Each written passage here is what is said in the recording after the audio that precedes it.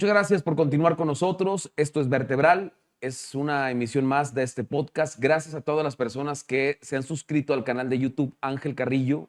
Gracias de verdad. El día de hoy con una persona también a quien conocemos desde hace mucho tiempo, muchos años. Ella es Claudia Susana Nevares y es una mujer que tiene otra lucha, como las que hemos presentado durante estos episodios. En esta ocasión ella abandera en esta parte de Coahuila, del estado de Coahuila, el tema de una asociación. Claudia, ¿cómo le va? Bien, Bienvenida, gracias. gracias. Gracias por la invitación. ¿Cuál es el cargo que usted ostenta en este momento, Claudia? Bueno, a manera nacional soy representante de la zona norte o coordinadora de la zona norte. Esto sí es una cuestión netamente espiritual, se llama 40 días por la vida.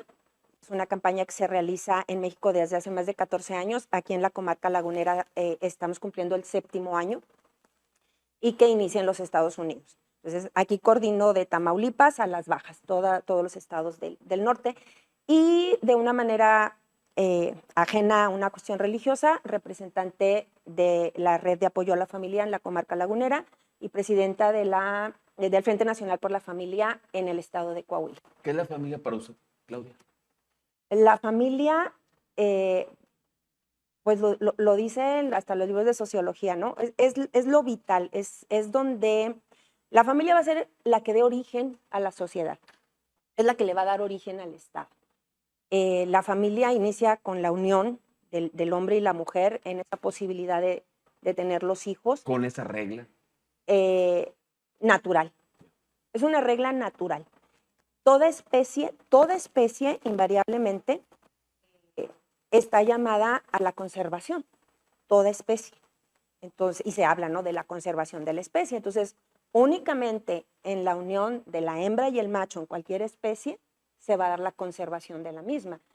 Por lo tanto, pues en la naturaleza humana, en la especie humana, pues no cabe la excepción. Solo con la unión del hombre y la mujer se va a dar la conservación de la especie. Hablemos de eso un poco más tarde.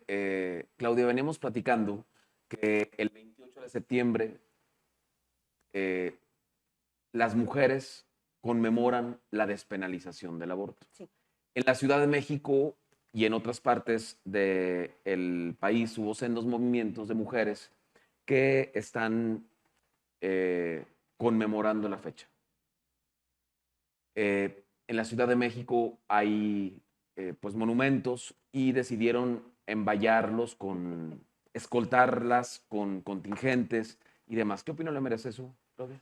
Híjole, en primera instancia digo, pues cada quien puede manifestarse por lo que guste, tenemos todavía libertades en el país, pero yo creo que toda manifestación debería ser con respeto a los demás. Nosotros hemos salido a manifestarnos y no hemos dejado ni un papel tirado, jamás. Y estas manifestaciones de los grupos feministas, específicamente Ciudad de México, Puebla y en algunos otros lugares, aquí no ha sido tanto. Sí me tocó ver, por ejemplo, hace como 2 años, rayoneada la escalinata de la biblioteca municipal que está en la Alameda, por la Donato Guerra. La Catedral del Carmen también. La catedral sí. también la rayonearon ahí. Entonces es una absoluta falta de respeto porque, vaya, ponte tus pañuelos, sal, grita lo que quieras, pero tienes que respetar a los terceros. O sea, ¿por qué tienes que dañar destruyendo monumentos? Incluso a mí lo que me llamó mucho la atención en la marcha de hace 2 años en Ciudad de México es que las feministas hablan de la sororidad, ¿no? O sea, se inventaron una palabra, no quieren usar solidaridad, no sé por qué, que es la que se debe usar entre seres humanos, y se inventaron la sororidad, ¿no?, que es entre mujeres, pero una sororidad muy curiosa porque se da solamente entre aquellas mujeres que piensen exactamente igual que ellas. Sí, al aborto, esto y todo aquello, sobre todo la cuestión del aborto. Y ocurre en esa marcha que a una mujer policía, por estar ahí cuidando el orden, siendo mujer, pues la agreden. Y le dieron con un martillo en los dedos y pues la dañaron, ¿no? Entonces, ¿dónde queda la sororidad de la que ellas hablan? Dañar los monumentos históricos es una situación terrible, o sea, nada les da derecho a esta situación. El derecho de manifestarse lo tienen, pero hay que manifestarse de una manera respetuosa. Yo entendí, Claudia, el tema del daño, no el daño per se, sino el llamamiento de la atención de la autoridad a partir de estos actos. Es decir, imaginémonos en una situación hipotética que ocurre que violan a un miembro de nuestras familias. Tocamos madera todos. Es una situación hipotética.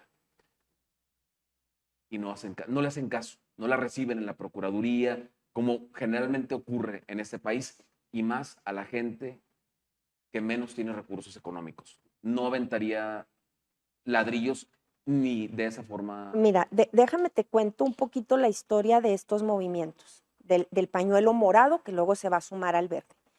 En Argentina, una chica de 14 años, ahorita no recuerdo su nombre, o lo encuentras en redes, quedó embarazada del novio. El novio le pidió que abortara. La chica se negó y el novio la mató. Entonces, toma el movimiento feminista, el que va a iniciar toda esta situación en Argentina, lo toma de esta chica y empiezan a ponerse el pañuelo morado con el ni una menos. ¿Sí? La mamá de hecho sale y dice, o sea, no tomen de pretexto a mi hija. Mi hija precisamente fue asesinada por el novio, que ahora le llaman el feminicidio, ¿verdad? Porque no quieren utilizar la palabra homicidio, que es la común y la normal. Y dice, no la tomen como pretexto. Y sin embargo, pues bueno, la tomaron, todo el mundo se olvidó del caso de esta chica. Para el movimiento que usted representa, ¿no existe la palabra feminicidio? No. ¿O para usted en lo particular? Es que no existe, vaya. Es un homicidio porque significa, lo que pasa Pero es que... un homicidio juzgado con perspectiva de género. A ver, y cuando la mujer mata a un hombre, no hay perspectiva de género y se le da un castigo menor. Hay mujeres violadoras. Totalmente. ¿Y por qué entonces nada más acusar al hombre? ¿Y por qué salir y bailar con que el violador eres tú cuando también hay mujeres violadoras? ¿Cuántos hombres son violados en la cárcel? Muchísimos más que las mujeres. Claudia, no estaremos como invirtiendo el rol, es decir, usted con un discurso más machista que el mío y yo con un discurso más feminista que el suyo No, de es que estamos hablando, machismo y feminismo son los mismos, ismos, los extremismos, ¿sí? Entonces el feminismo no es más que un machismo, pero en la mujer, que lleva a la destrucción del hombre, a la aniquilación del hombre, al borrado del hombre. Hay mujeres en sus marchas feministas que salen con sus pancartas de el hombre es tu enemigo, mata a tu papá, a tu hermano, a tu novio y a tu hijo. ¿Usted sí lo ha visto? Sí los han en Sudamérica. Hay muchos así en Chile y en Argentina que son de las más radicalotas así. Entonces, el hombre no es nuestro enemigo. Somos iguales, absolutamente iguales en dignidad. Las grandes conquistas de la mujer se han dado prácticamente en este siglo, Claudia, un poquito en el siglo XX, en los albores del XXI, pero no hay... ¿Cuáles han sido esas grandes conquistas? El voto, por ejemplo. Como por ejemplo para votar en 2012 por un hombre porque estaba guapo. Y te lo digo porque he tenido contacto con mucha gente. Como si yo hubiera votado por Enrique Peña Nieto porque está guapo. Yo te lo digo porque... puede ser una razón suficientemente válida para el voto, ¿no? Si eso es a lo que me refiero. O sea, ya logré el voto. Ay, voto por él porque está guapo. Puede ser Claudia, perdóname, puede ser una razón del voto para un sector de la población. Le guste a usted o no, me guste a mí o no.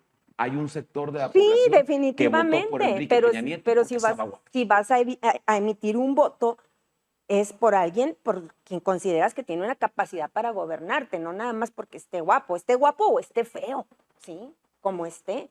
Entonces... Bueno, le replanteo la pregunta. Las grandes conquistas de las mujeres es el derecho al voto, el tema de los techos de cristal, mujeres con los mismos cargos que hombres, en las mismas jerarquías organizacionales, pero con sueldos minoritarios.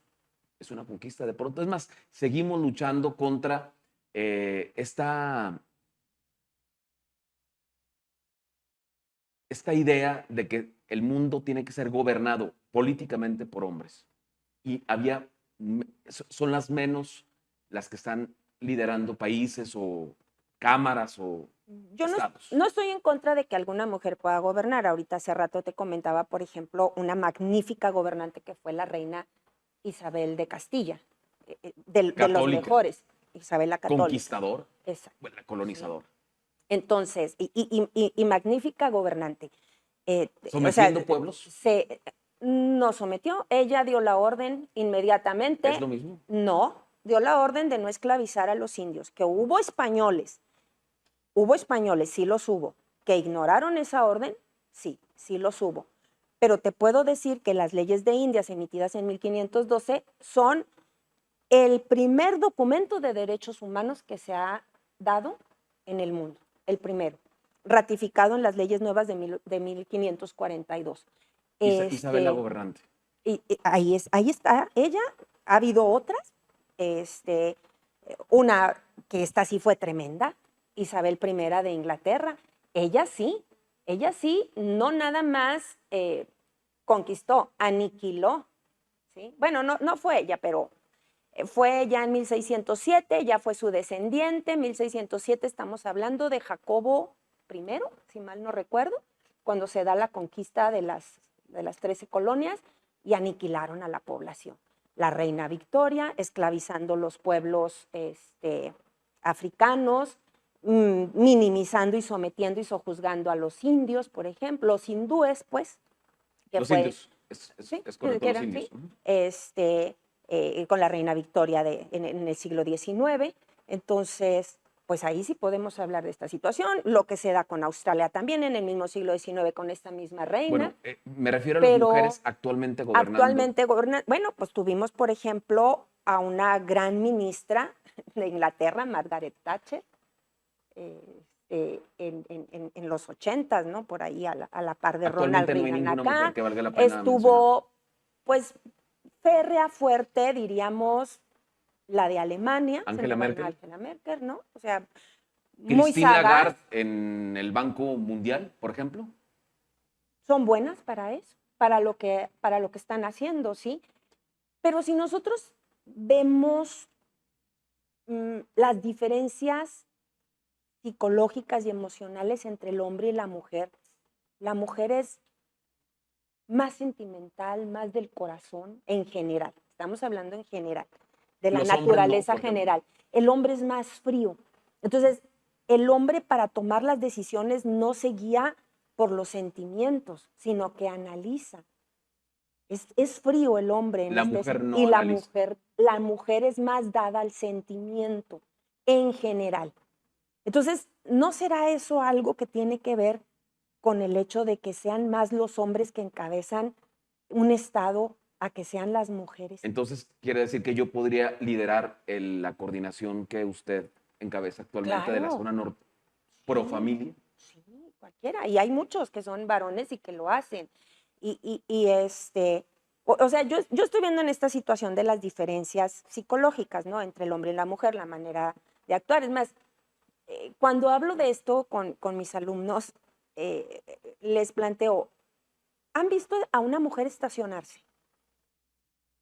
¿Cuántos se han reído de una mujer cuando se está estacionando?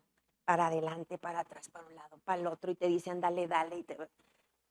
Porque el hombre tiene una capacidad de visualización del espacio que es propio de su naturaleza masculina. A la mujer se nos da con mayor dificultad. El hombre aprende mucho más rápido y en 2x3 ya está estacionado, ¿sí?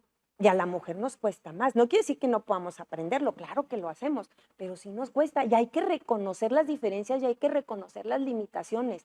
Eso no nos quita nada, así como no le quita al hombre el ser varón porque lave los trastos ayudándole a la mamá o ayudándole a la esposa. O sea, yo, por ejemplo, les he dicho, a ver, hijo, ¿almorzó? No, ¿por qué? Es que mi mamá no me hizo. ¿Y usted no tiene manos? No, pues sí, pero bueno, tiene manitas. No va a dejar de ser hombre por hacerse un huevo, ¿sí? ¿Por qué no trajo la playera del uniforme? Es que mi mamá no me la lavó. ¿Y usted no tiene manos? Es más, se va a poner fuerte si se agarra en el lavadero y le talla. Le van a caer los pantalones, ¿eh? Y se ríen, ¿no? Pero el machismo, en última instancia, ¿de quién es responsabilidad? De la sociedad, es decir. De la mujer que educa a ese hombre como machista. De de la sociedad. Entonces sale la mujer a gritar que hay machistas cuando la misma mujer es la que está formando machos en el hogar.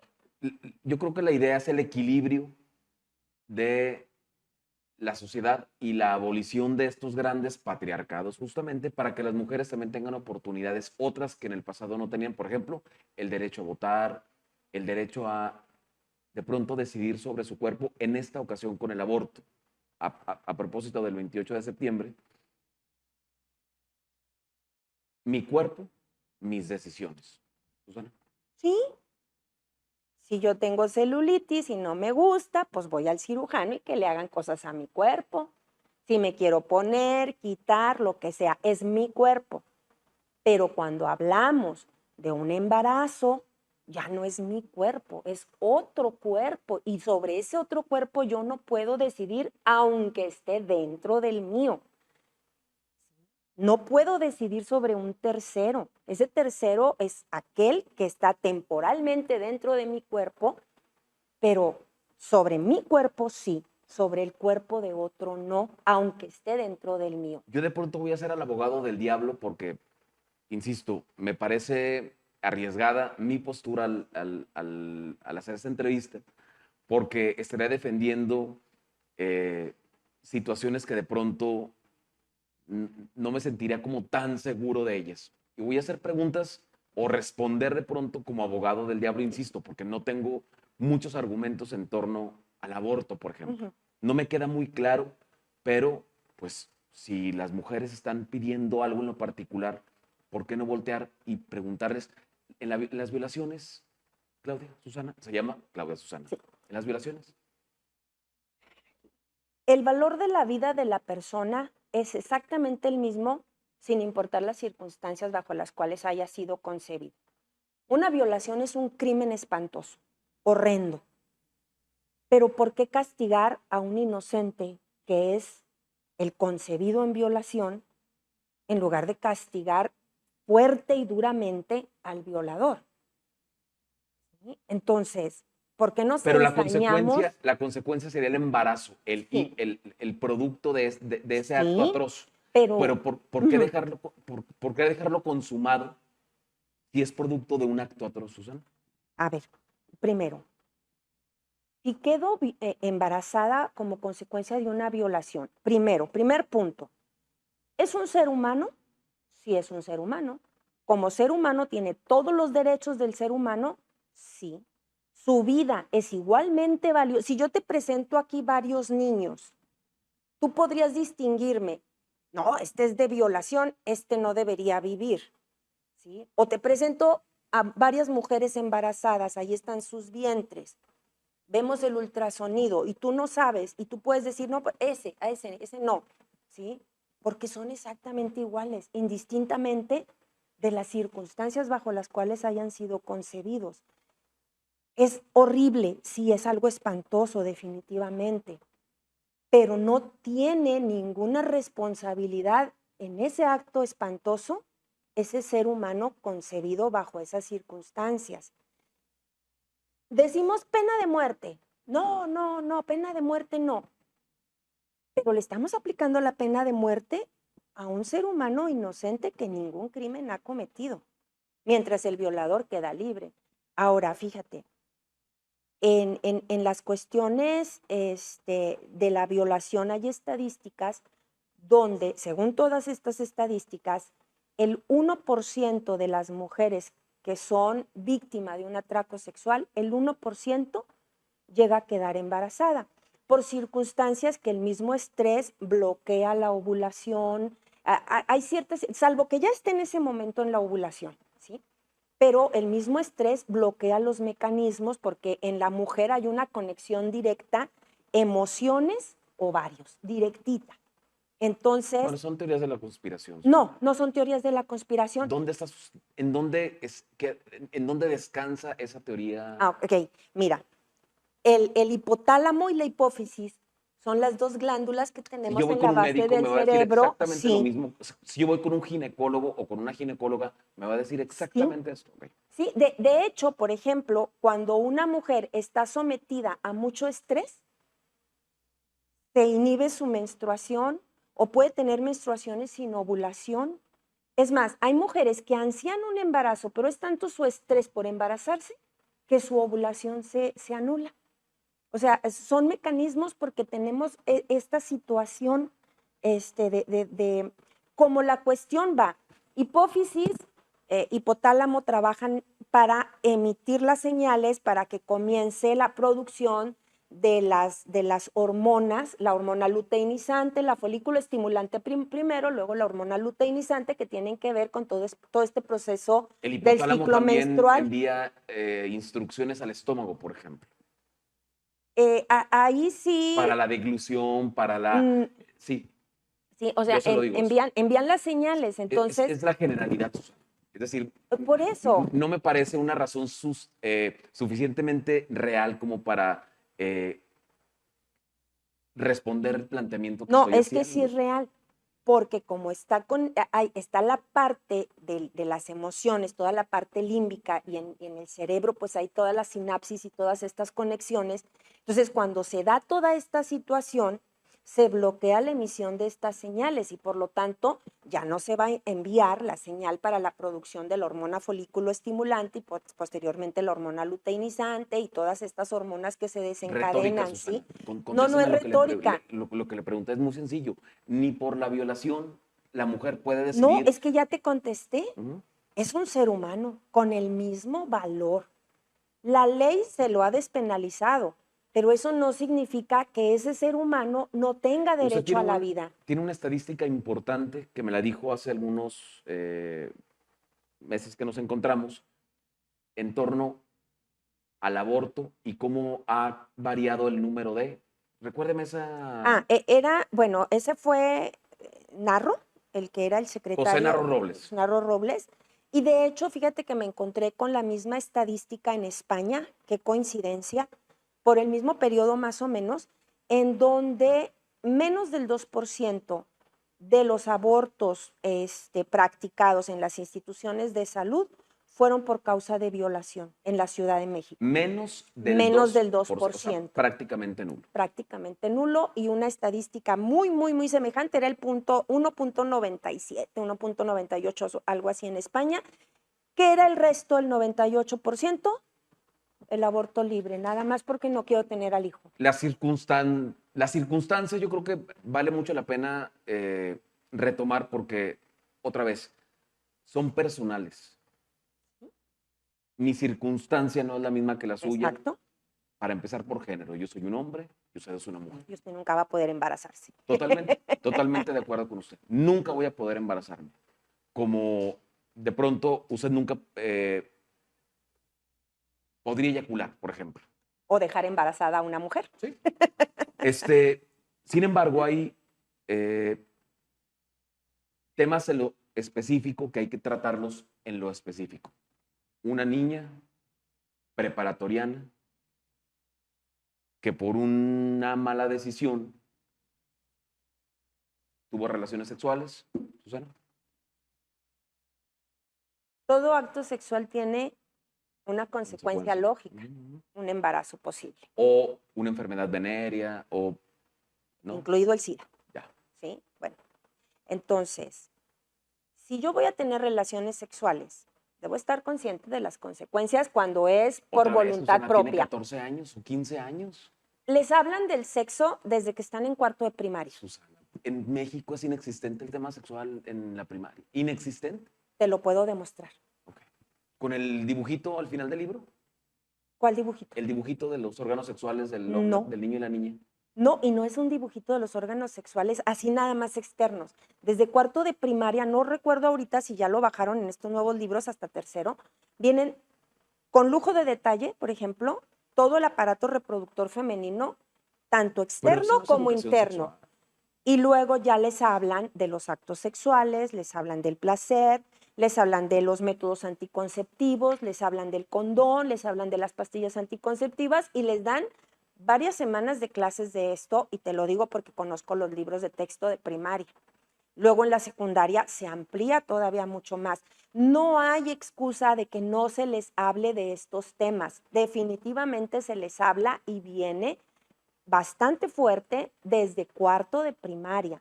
No es verdad Es que no se les inexistente la diga. educación sexual en el sistema educativo Te voy a mexicano. decir que verdadera educación sexual sí es inexistente. Lo que hay es instrucción sexual. Cómo usar tus órganos reproductivos. Eso es lo que hay. No hay educación sexual, porque si fuera educación sexual, habría que enseñarles la verdadera responsabilidad, que no se llama condón y no se llama pastilla anticonceptiva. La responsabilidad es hacer frente a las consecuencias de tus actos. Esa es la responsabilidad verdadera. Y si les estás diciendo, pues no, avienta. De hecho, le cambiaron la imagen, pero venía antes, hacía colorcitos y todo, en sexto de primaria, me acuerdo, en el libro de Ciencias Naturales.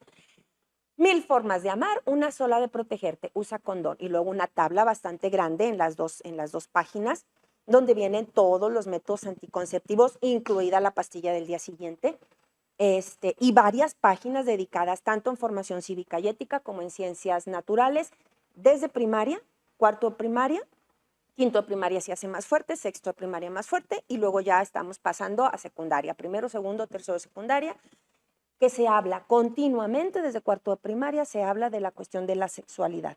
Y viene en el bloque segundo y en el bloque cuarto, por ejemplo, de formación cívica y ética, o venía en los libros anteriores, porque ahorita viene. De venir sí viene, pero no te puedo decir ahorita exactamente en dónde, en qué lugares, pero sí viene. Entonces, sí hay, no hay nula educación, bueno, nula instrucción sexual, sí la hay. Y la hay desde hace muchos años atrás. Regresemos a la pregunta. Niña, jovencita, adolescente, 15 años, embarazada, ¿qué hacemos? Como padres de familia de la niña y la niña como futura madre de otro Bueno, niño. hay opciones siempre, opciones de vida para ambos. Siempre las hay, ¿sí? Está, por un lado, primero, la conciencia de que es un ser humano lo que llevas en el vientre, tanto derecho tú a tu vida como el derecho de esa personita a su vida. La educación en este sentido, pues bueno, ya se fue por un lado, diríamos, ¿no? Pero están los organismos de la sociedad civil que brindan el apoyo.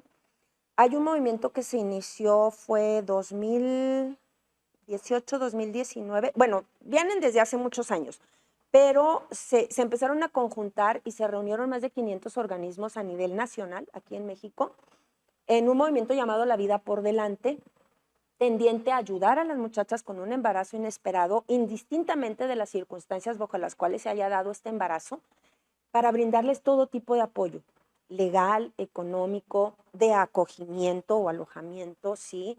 De protección, médica, todo, absolutamente todo, con diferentes organismos de la sociedad civil, puros organismos de la sociedad civil dispuestos a brindar el apoyo a estas chicas. Entre ellos está, bueno, por ejemplo, aquí Casa Cuna, está BIFAC, que está presente en otros lugares, Materfilius, estos son directamente para ayudarle con la continuidad del embarazo, Aquí en México indistintamente. hay organismos Sí, casa claro, hogar. sí. Menciona otro organismo, Susana. BIFAC, Vida y Familia, Ok. o Materfilius, y ahorita, bueno, aquí Casa Cuna, que son asociaciones civiles, o sea, Que no son recibirían del al gobierno, niño, que al recibirían bebé. al bebé brindándole un hogar. O sea, ellos ya tienen una lista larguísima de matrimonios que están esperando recibir hijos en adopción porque no han podido tener hijos propios Y las leyes mexicanas, con las leyes mexicanas, ¿sí? pero trabadas con el No, tema de la adopción. fíjate que no. Muy difícil en el país. Bueno, ahí estamos hablando en el caso de las casas hogar que son de gobierno o donde llegan, por ejemplo, niños que se quedaron huérfanos, que fueron abandonados y de otro. Es muy lamentable, es muy triste esta situación. Hemos empujado iniciativas de ley buscando que se agilicen estos trámites, por supuesto, procurando primero que nada la seguridad de estos niños, ¿verdad? Porque tampoco los vas a dar así nada más, pero desgraciadamente los institucionaliza el sistema. O sea, los hace crecer dentro de las casas hogar y a los 18 años, adiós que te vaya bien. Es el mismo sistema de gobierno el responsable de que esto suceda porque no permite una agilidad en los trámites. Ahorita te cuento una situación particular que conozco muy cercano, ¿no? Pero estos otros organismos trabajan con PRONIF directamente, la PRONIF que está a nivel nacional, a nivel estatal y a nivel federal, y en este caso es a nivel estatal, que tiene todo un protocolo donde hay se llama código, algo así de idoneidad, donde se establece cuáles son esas personas idóneas para adoptar, y luego, como ya se lleva todo el proceso, si la mujer está dispuesta a decir, ¿sabes qué? Yo no puedo, tengo 15 años, yo quiero seguir estudiando, ahorita no me puedo hacer cargo de un bebé, lo voy a dar en adopción para que tenga una vida segura, amado, ¿Qué hay con de los estudio. señalamientos? ¿Qué La señalamientos? chica en preparatoria. Mira, se les ha ¿Ha visto la dado, película Juno? sí la vi, pero no hay señalamientos, te lo voy a decir por qué. Porque Susana. ahorita, ¿sí? Incluso las leyes obligan a toda institución educativa a que tengan a las chicas si están embarazadas. No, o sea, no puedes discriminar, ahora sí entraría, porque Pero estás no embarazada, no estamos puedes hablando del estudiar aquí. sistema per se educativo, sino de los alumnos que señalan. Es decir, el bullying que le den a esa persona en lo particular, Susana. Fíjate que ya no. Te voy a decir porque la situación se ha vuelto tan común, ¿sí? Tan común que lo ven como que no pasa nada. Y te lo digo porque nosotros hemos tenido Y estudiantes embarazadas. si le sumamos otro factor que es la pobreza inminente que hay en el país, 60 millones de pobres en este país. ¿Traemos a alguien al mundo a sufrir? A ver, ¿A que seas sicario de algo, pronto, Susana? algo así habíamos comentado la vez pasada. La pobreza no se resuelve matando a los niños porque van a nacer dentro de un ambiente pobre. Otra vez, estamos ¿sí? hablando de una circunstancia y no de lo general. De una circunstancia, ¿sí? Sí, de una circunstancia, definitivamente. Ninguna mujer ha dejado de ser pobre por matar a su hijo. No ha dejado de ser pobre, o sea, no ha salido de la pobreza.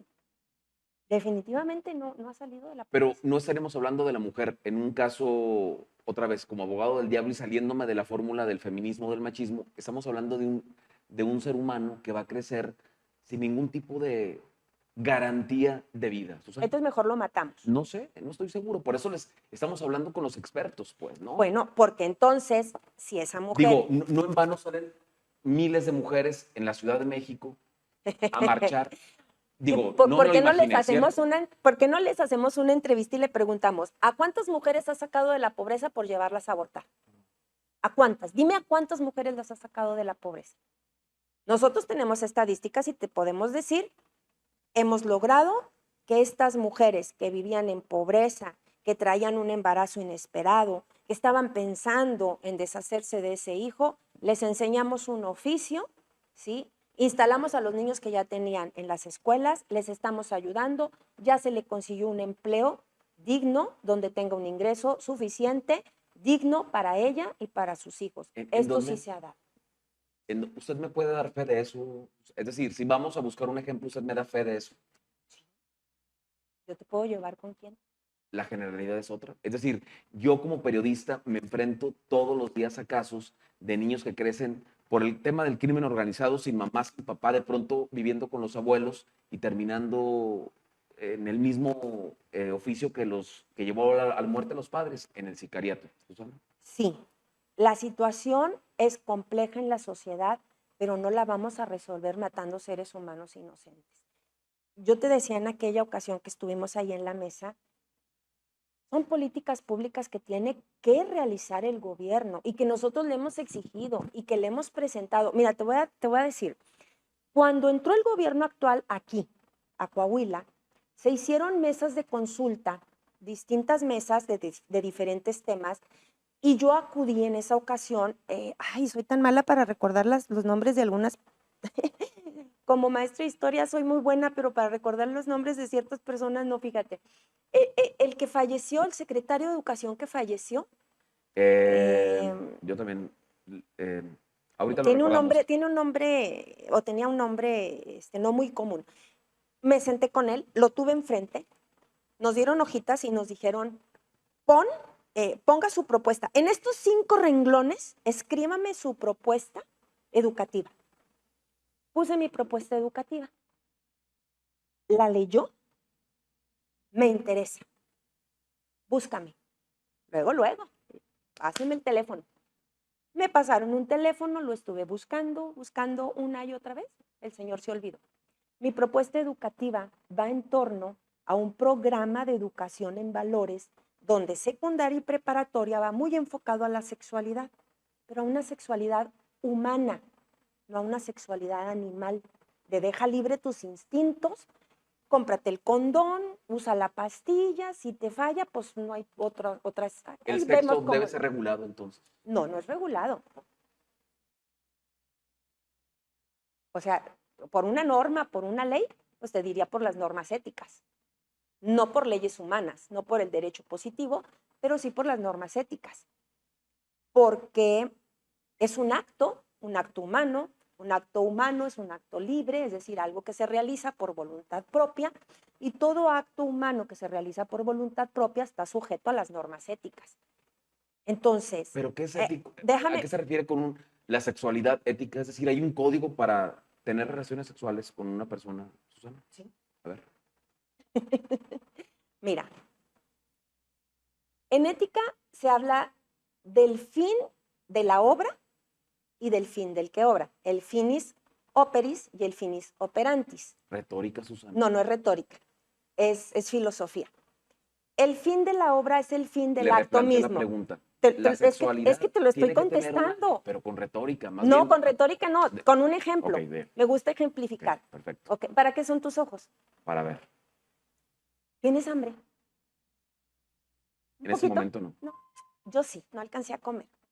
Entonces imagínate que ahorita se me antoje a mí un lonche de carnitas bañado, es más, una torta ahogada. Ok. Y pretendo comérmela por los ojos. No es posible. ¿Por qué? Porque los ojos son para ver y no para Comer. comer. Ok. Tienen un fin propio. Sí, claro. ¿Sí? ¿Para qué son los genitales? Primero tienen una función para desechar. No soy doctor, pero estoy hablando. En el caso del hombre. En el caso, la mujer también orina y defeca, ¿cierto? Sí, pero los genitales. Orinar es uno, sí, puede ser. Sí. Y tener relaciones sexuales. Ok. Pero, ¿cuál es el fin del acto sexual?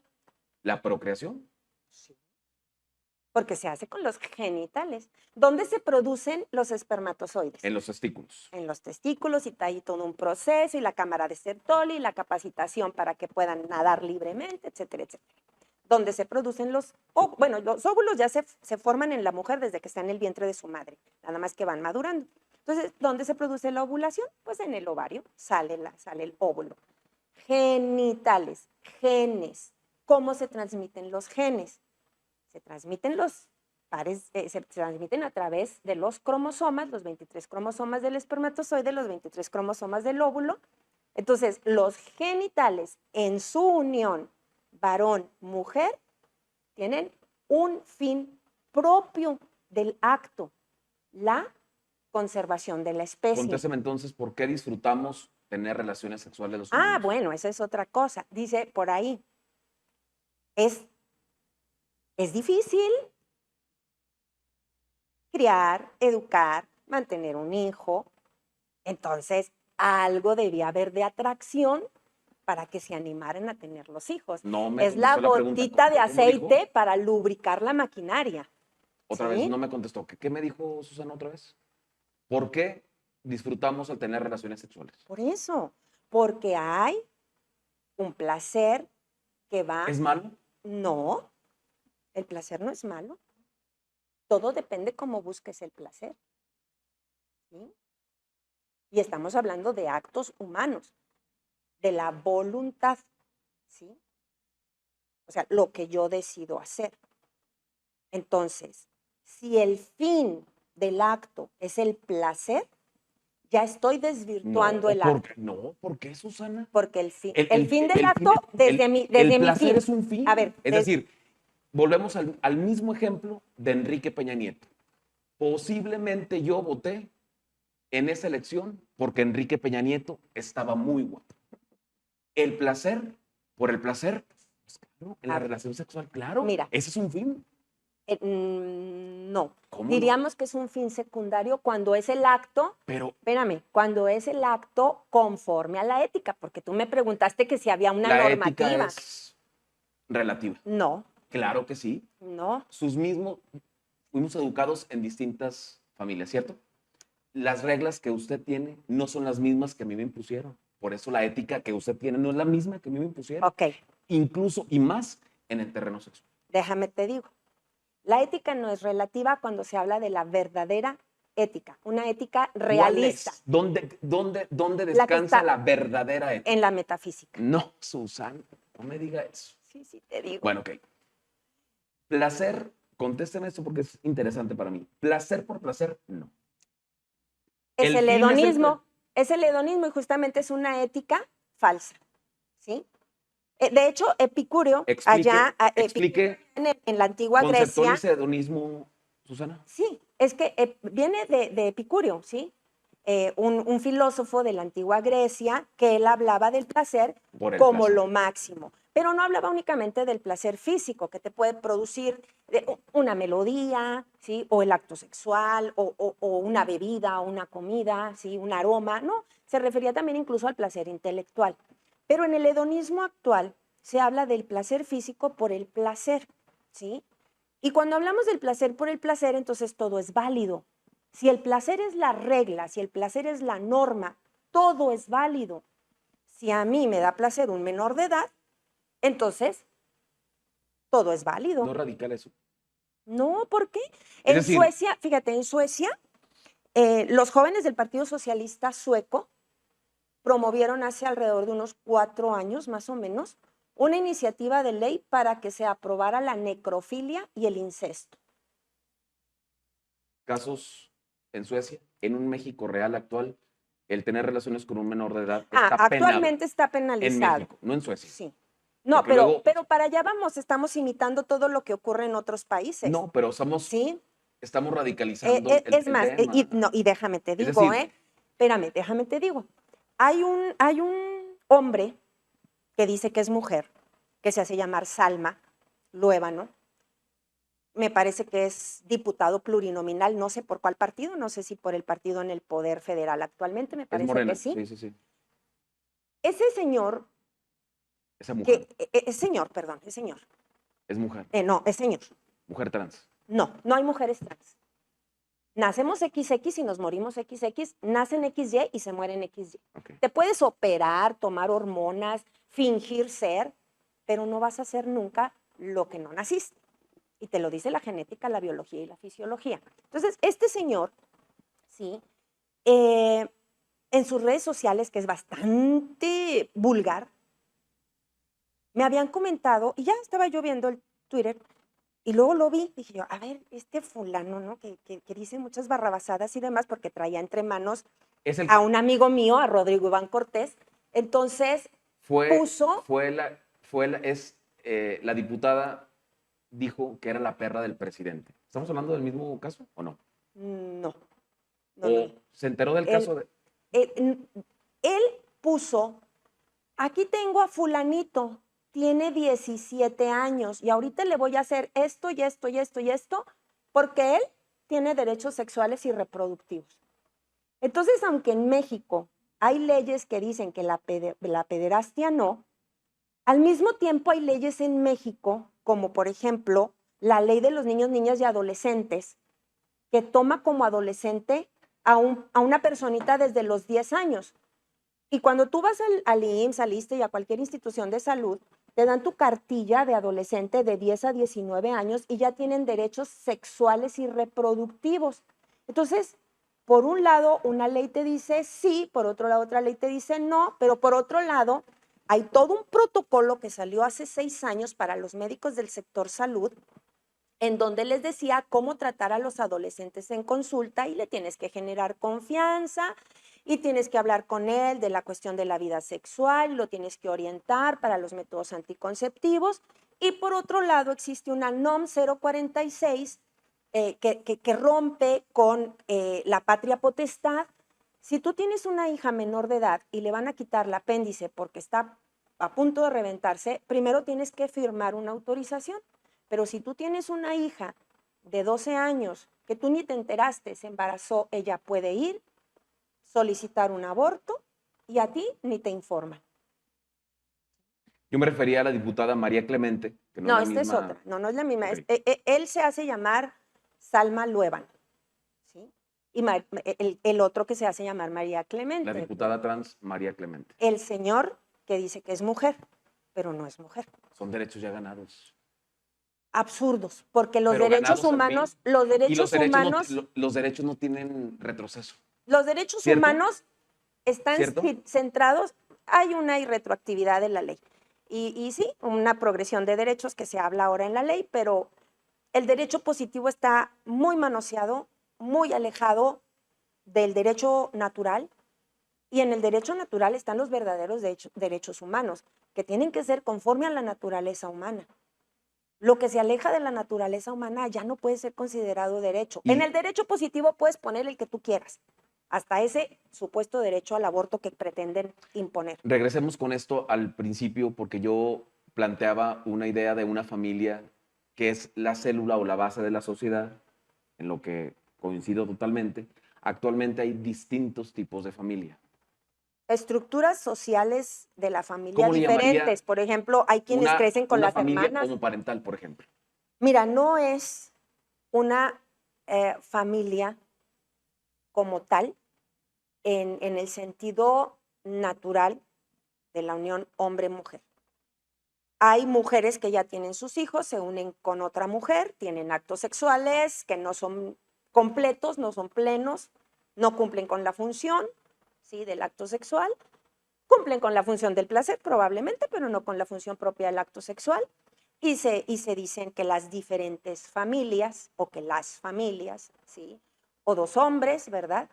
Ahorita que hablábamos de los genitales, bueno, pues desechar, esa es la función del recto, ¿verdad? No otra cosa. Luego por eso les vienen consecuencias como la incontinencia fecal y otro tipo de cosas, ¿no? Pero bueno, la situación es que la familia naturalmente, o sea, como lo establece la naturaleza, es la unión del hombre y la mujer con toda la posibilidad que pudieran ellos Los tener demás no pueden ser familia, de tener hijos. Ahora, hay otras estructuras familiares, que las ha habido ¿sí? siempre aparte. Hay otras estructuras familiares. Históricamente las ha habido siempre. Ahorita decías, los niños que se quedan sin sus papás, Que se van crecen con con los sus abuelos. abuelitos o con un tío o con la hermana, ¿sí? A veces es la hermana la que cuida de ellos, o la madrina, con la mamá nada más porque el papá los abandonó o se murió o se desapareció cuando supo que la mujer ¿Le estaba gusta ver embarazada. televisión? No. Te voy a recomendar una serie que se llama 100 días con la Tata. Es un actor español, se llama Miguel Ángel Muñoz, es un actor español. Véanla, es muy buena serie. En épocas de pandemia él es muy famoso y se lleva a la Tata a vivir con él para cuidarla. Y resulta que la Tata es hermana de su bisabuela, pero él la quiere como si fuera su propia madre, Ujú. ¿no? ¿O sí? Sí. Sí, por eso te digo, Hermana de su bisabuela. ajá, ¿Está equivocada? no, ¿Está equivocada es esa que, familia?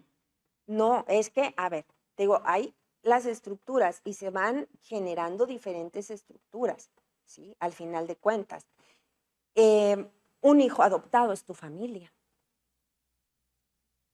No será tu familia de la sangre, pero es tu familia del corazón. No nació de tu vientre, pero nace de tu corazón. Hay diferentes estructuras familiares. O sea, yo no estoy diciendo que no sean familias, estoy diciendo que la forma natural de iniciar una familia es esta, ¿sí? Pero no quiere decir que las otras no sean otras estructuras familiares. Ahí, pero no les podemos decir familias a esas. Es una Bueno, estructura es familiar. una estructura familiar, sí, diferente de cómo para el mejor desarrollo de las personas, según cómo está o cómo se encontró, te voy a decir ahorita el libro, de un estudio científico muy interesante, cuál es la mejor estructura familiar para el crecimiento de los niños y para los propios adultos. Se llama Estructuras Familiares de el doctor Fernando Pliego Carrasco. Él es un investigador de la UNAM. Hizo su libro, son puras estadísticas en varios países, más de 10 países, Inglaterra, Estados Unidos, México, no recuerdo cuáles otros más, en donde analiza dónde están los papás casados por lo religioso y por el civil, solo casados por el civil, nada más en unión libre, solo mamá, solo papá, familias recompuestas, ¿sí? Donde ya no es ya es otra pareja, como se dice, ¿no? Homoparentales, y donde se analiza, por ejemplo, las situaciones como el abandono escolar, la violencia intrafamiliar, el consumo de drogas o alcohol, ¿Pero qué me quiere decir con esto? el embarazo adolescente, que en síntesis, tras todo este estudio científico, la conclusión es la mejor forma de vida en familia para niños y adultos es donde están papá y mamá, y curiosamente, donde están casados, como dicen, por las dos leyes, en el estudio científico. Sí, y los que no tienen esa condición no están creciendo. No, se dan bajo mayor, esa perspectiva. se dan en porcentaje se dan malos problemas. No quiere decir, ¿cómo no? También hay papá y mamá casados por las dos leyes, que el papá le pega a la mamá o la mamá al papá, ¿sí? O el papá es borracho, sí los hay. O sea, en todos se presentan las problemáticas, pero porcentualmente hablando, es mayor el porcentaje de problemas que se presenta en las otras estructuras familiares. ¿Sí? Y te digo, es un estudio científico realizado por un sociólogo, el doctor Fernando Pliego Carrasco, que por cierto lo traje aquí hace algún tiempo para dar una conferencia. Volvería a el tema de la naturaleza de el hombre y la mujer para tener relaciones sexuales en busca del placer. No. A ver, si el placer es el fin, no. El acto sexual debe ser una comunicación de amor, para empezar. ¿Por qué? Porque sabemos que la consecuencia lógica de un acto sexual es la posibilidad de un nuevo ser humano. No hay nadie más indefenso que el hombre. Entre todas las criaturas que nacen, el ser humano es el más indefenso. El pajarito a unas semanas ya anda volando, ¿sí? El caballito unos minutos después de nacer ya está corriendo al lado de la mamá o caminando al lado de la mamá, ¿sí? Pero el ser humano no. El ser humano carece de muchas cosas y necesita por mucho tiempo del cuidado y la protección de esos dos que se necesitaron para ser. Entonces se necesitan para crecer. ¿Y por qué se necesitan los dos? Porque somos diferentes. Porque somos diferentes y somos complementarios. El hijo aprende, tanto el varón como la niña, aprenden a amar desde la forma en que ama el papá y desde la forma en que ama la mamá.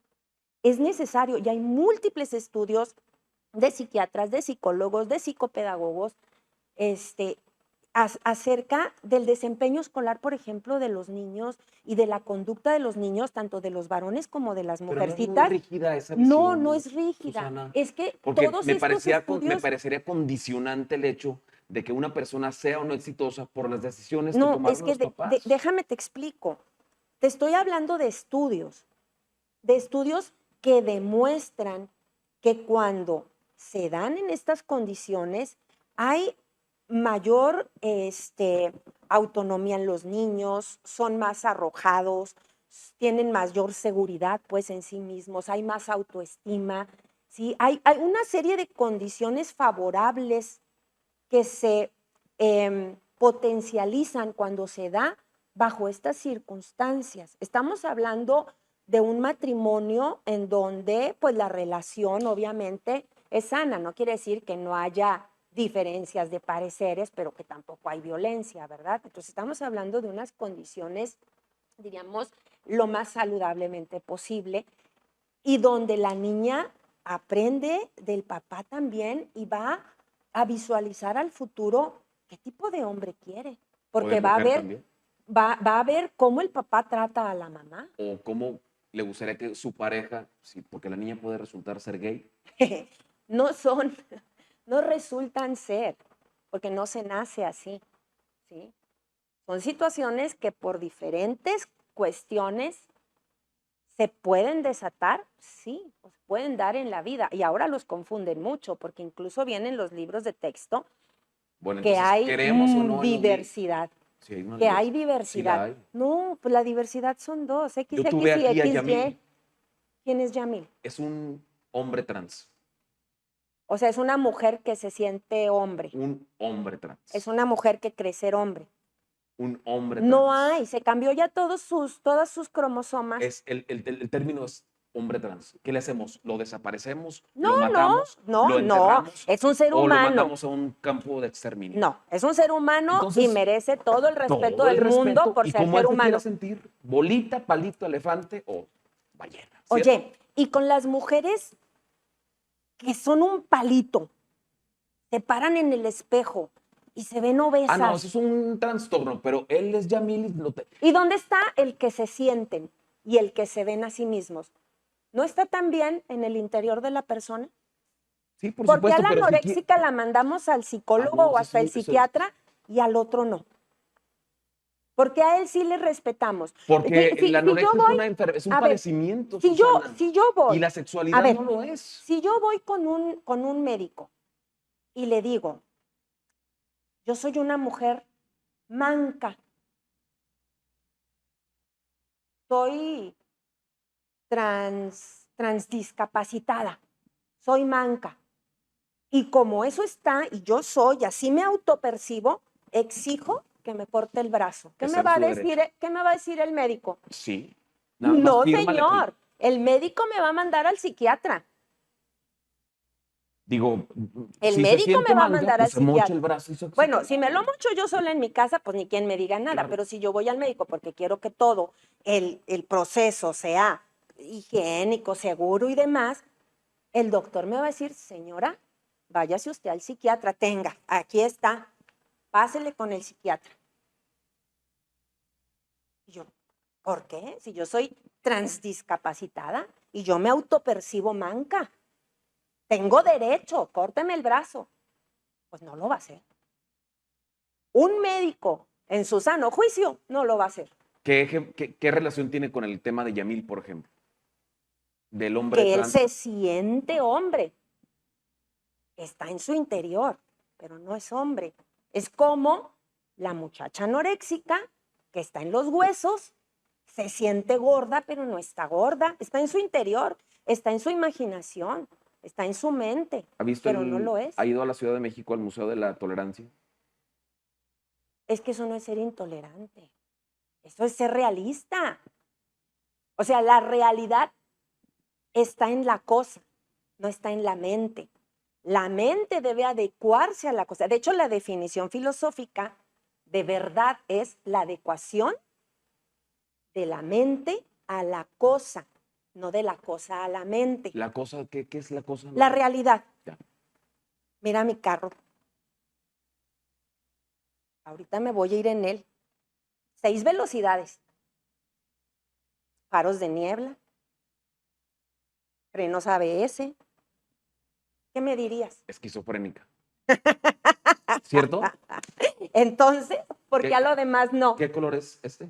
¿Por qué a lo demás no? ¿Qué color es este? De aquí el reflejo. Es gris oscuro. Es azul. Azul. Acá se ve azul. Pero son dos cosas diferentes.